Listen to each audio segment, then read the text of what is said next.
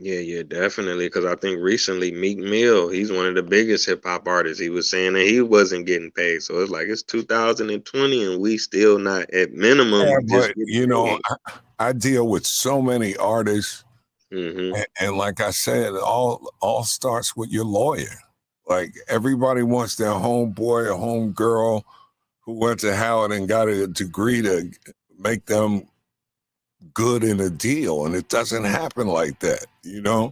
It's a process, and it's scary. And seeing how record companies have changed. I had the fortune to be at BET in the '90s, the whole period from '90 to 2000, and seeing how music videos changed the game. There were so many low budget videos in the '80s when everything was breaking out.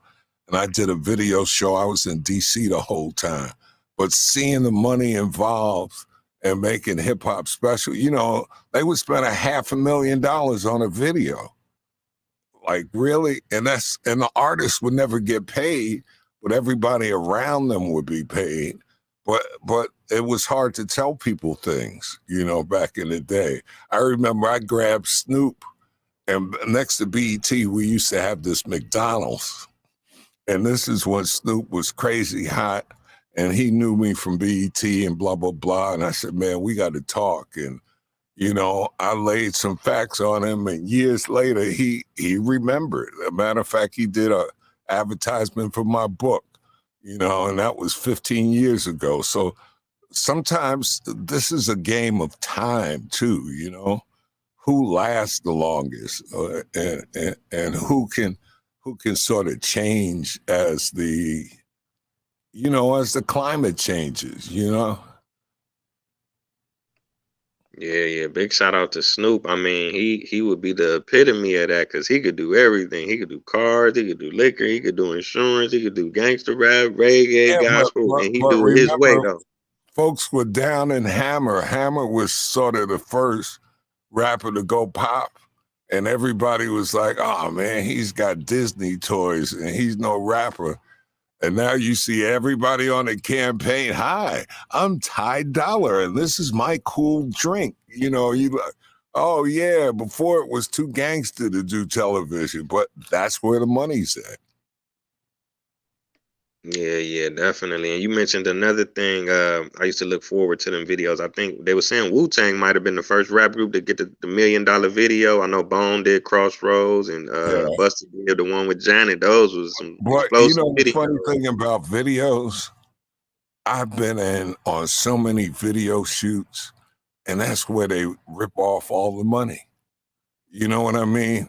It doesn't cost $1 million to shoot a 6 minute or 4 minute song. It's crazy how much money went under the table, because everything is cash. Oh man. Like I went to one of at the labels, they would have people in charge of promotion, and then they'd have people in charge of video. And guess who had the biggest house in the '90s at MCA Records? A guy who was the director of video, who was probably making $200,000 a year. But you go to his $2 million crib that got 6 cars in the garage and a boat, and you wonder how he's making it. So everybody's got their hands out in the music industry. You're not gonna, become a success without somebody going in your pocket. That's for sure. And but in that regard, do you think is better for artists now? You see a lot more. It appears that you see a lot more Man, independent that shit artists. is smoke and mirrors. Okay, what they got us chasing after streams. 0.0006 cent a stream. You know how crazy that is? And that's what I tell everybody. Like, stop the smoke screen. It's funny. I forgot the artist who this said the other day. Oh, it was Lupe. Lupe was talking about, so what if you own your masters and you can't make no money?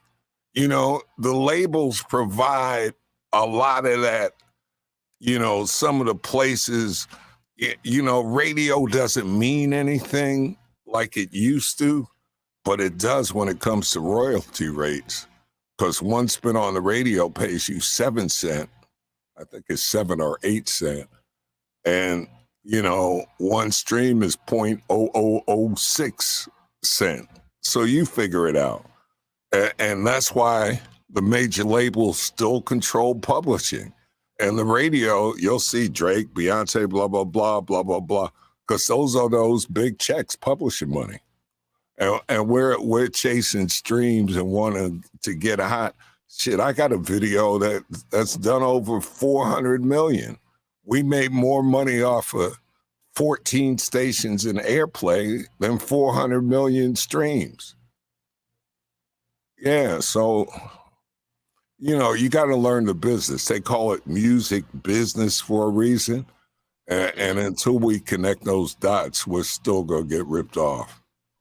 Right. I appreciate you sharing that information, because it seems like a lot of artists or people in the industry are reluctant to share that information for, various reasons.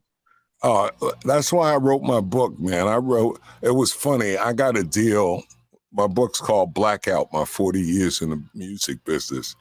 And 10 years before it came out, I had just left BET, and I wanted to write about payola and the corruption. I saw how the changes in the industry were going. So I wrote this great book, and HarperCollins signed me, gave me a 6-digit advance, but the book never came out. And I learned why it never came out, because the powers that be, HarperCollins was owned by Sony BMG. I'm telling stories about Clive Davis and some of the stuff that goes on behind the scenes. That's basically payola, pay for play, is illegal. So anyway, the book never came out. 10 years later, they told me keep the advance, sit on it for 7 years. I sat on it. It took me 3 years to put it out, and I put it out. And I wanted to have an actual story about the music industry. And you don't have to buy the book. Go to C-SPAN, Google Blackout, Paul Porter. They gave me 90 minutes to talk about the industry and to talk about the pay scale and the smoke and mirrors that we think everybody's doing great and make so many people want to go that direction. And I'm not saying don't do it, but do your homework, because it ain't easy. It definitely is not.